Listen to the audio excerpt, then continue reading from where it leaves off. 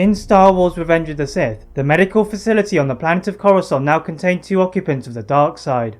Former Supreme Chancellor Darth Sidious and the newly anointed Sith Darth Vader.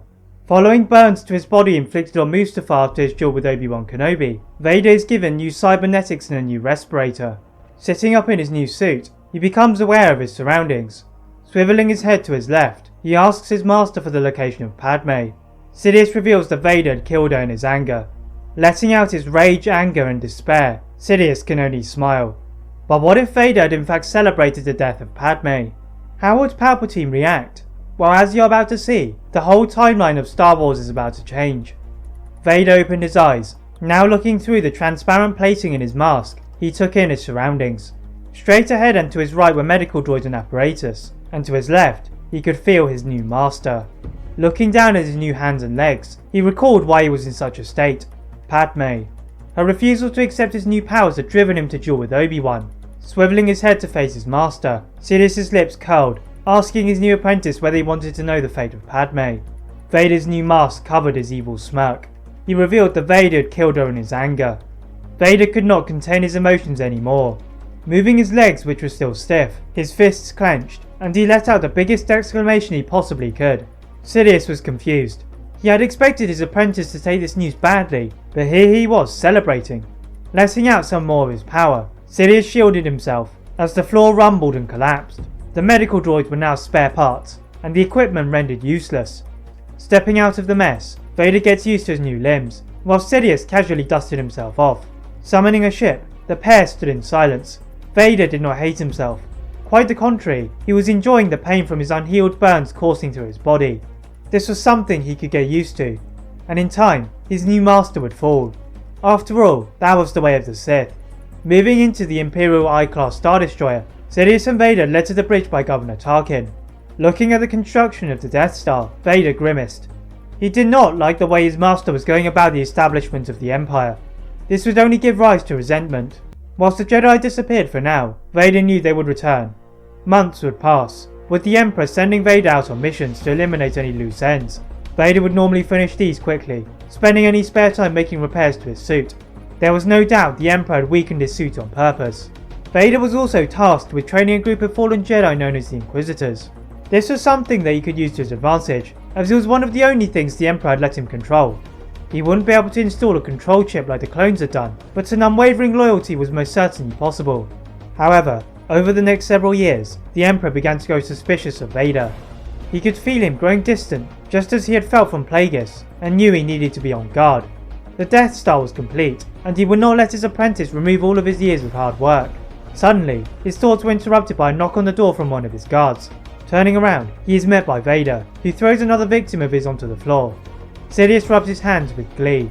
This smile, however, does not last long, as Vader ignites his blade, and Sidious needs his immense reflexes to deflect the attack. Sidious laughed at his apprentice.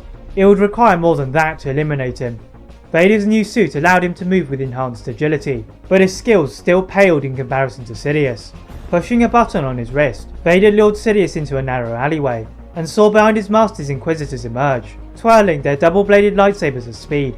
Vader's mouth twitched, but with a blow of his cloak, Sidious somersaulted backwards and landed with ease. The Inquisitors charged forward, but this was their last mistake. Sidious used all of his force powers to turn the Inquisitors' lightsabers towards themselves, eviscerating them immediately. Sidious now leered at Vader, who stepped closer towards him. All of his hard work in training the former temple guards gone in one moment.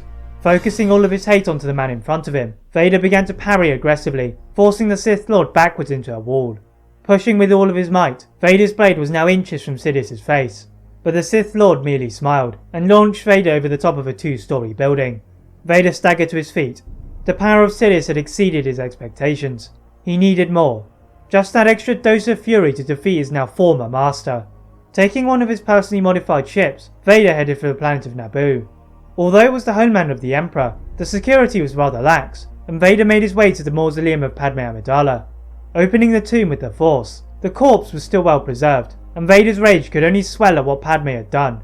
The Emperor had repeated to him that he should feel haunted at killing Padme, but Vader had always blamed her. She had exploited his vulnerabilities, and he had paid a price worse than death. Sealing the tomb, he unexpectedly hears the call of his name.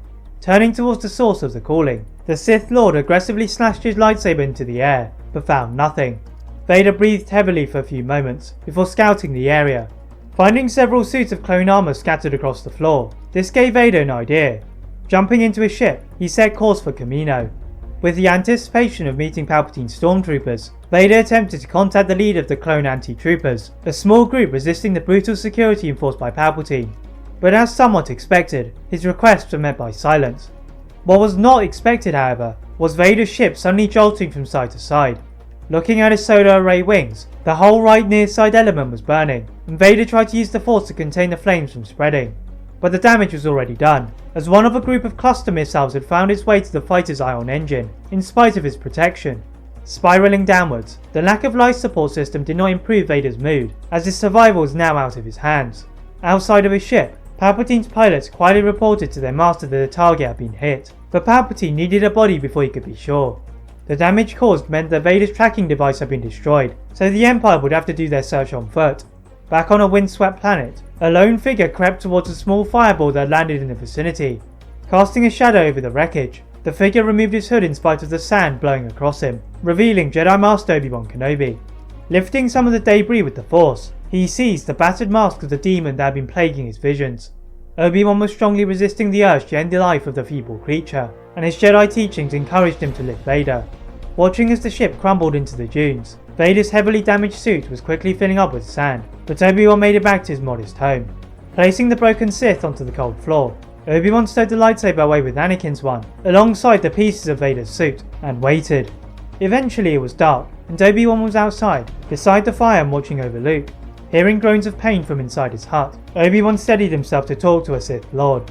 Vader's eyes flicker open, what remained of his senses acknowledging that this was not a medical table. Squinting through his broken mask, his one remaining hand reached for his lightsaber, but it was not on his belt. The sight of Anakin Skywalker's master stirred hate in him like no other, apart from Sidious.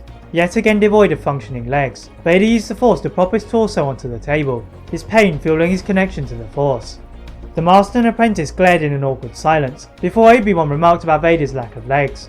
Vader was in no position to bite back, but looking at the pieces of armour nearby, he began to fix his armour back on. Whilst he repaired himself, he rhetorically asked Obi-Wan about their common enemy in Palpatine. Obi-Wan merely stood and stroked his beard, and Vader went on a tirade about Palpatine. Begrudgingly, Vader asked Obi-Wan for his help in defeating Sidious, and the Jedi Master's eyes instinctively flickered over to the last home. Obi-Wan's job was to protect Luke until he was ready, and not to go on a mission that would likely be a one-way trip.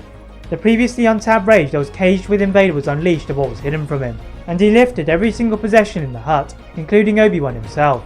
As he did so, the lightsaber that Obi-Wan had put away dropped out, and Vader clipped it to his belt and hobbled out of the hut, leaving Obi-Wan gasping for air. He would deal with the Jedi later. Hijacking a speeder from a passing Tusken, Vader zoomed off to Mos Eisley. Terrorizing a station TIE pilot with a Force choke, the Sith took a fighter to where he knew Sidious was located. Flying towards an Imperial Star Destroyer, he is surprised to see a lack of opposition, and he thought perhaps they had spread out to find him. Spotting a medical droid close by, the droid fixed any pieces of loose armour that Vader had failed to fix, as well as restore the nerves in his broken hand. Lighting his blade, it flickered back into life, and Vader began to tear up the whole ship. Throwing a TIE fighter into a group of stormtroopers, it attracted the attention of everyone aboard the station, and Vader destroyed everything in his path. Climbing the stairs to the main deck, Vader saw a small flick of surprise in the eyes of Palpatine. Palpatine was even possibly impressed. Before the Sith Lord could react, Vader hoisted him into the air and slammed him into a set of controls, altering the trajectory of the ship and activating more alarms. Sidious reacted by launching Force Lightning at Vader, which he deflected onto the side of the ship. The ship began to tilt towards the planet below, causing the two combatants to slide along with two droids. Both hanging on, Sidious pushed Vader to the bottom of the ship, the apprentice unable to hang onto a railing. Sidious then threw one of his lightsabers at Vader, but a droid perfectly absorbed the hit and dropped its tools. Vader noticed a detonator rolling towards him, and violently pushed it back towards the upper level of the bridge, the subsequent explosion collapsing the platform onto Vader and Sidious. Unconscious and trapped, the Inferno nosedived into the planet below. Not an instant after the crash, had a large group of stormtroopers and civilians gathered around the wreckage. Whilst the fire was being doused with streams of water, Imperial troopers were salvaging the bodies of their colleagues. After a long time, the stormtroopers were moving the bodies to a more hidden location, but it fails to escape the attention of the eagle-eyed civilians, and they see the mangled corpses of Palpatine and Vader. Amongst the crowd were 5 natives to the planet of Naboo, all handmaidens previously under the service of Queen Amidala. At long last, they had their revenge. That is it for what if Vader said yes in Revenge of the Sith. If you enjoyed this, please like this video, and if you're new to this channel or my other channel, subscribe for more tips, as 75% of you are still not subscribed. And as always, leave a comment on what if you'd like to see next, and how I can improve my videos. Thank you very much for watching, and see you next time.